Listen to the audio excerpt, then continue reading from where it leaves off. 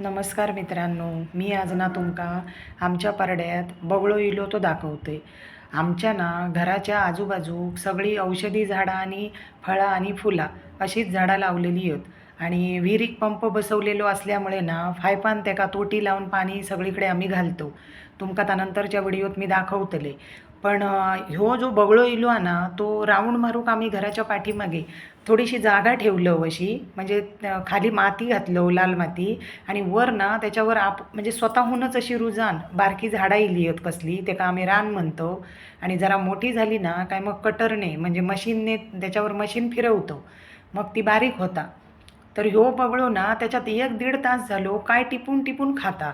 म्हणून म्हटले चल ह्याचो आज व्हिडिओ बनवते. कॅमेरो घेऊन ना ह्याच्या मागे नुसता गोल गोल गोल गोल फिरतोय. बगळो पुढे आणि मी मागे असं बरोच वेळ आमचो दोघांचो ड्रामो चाललेलो.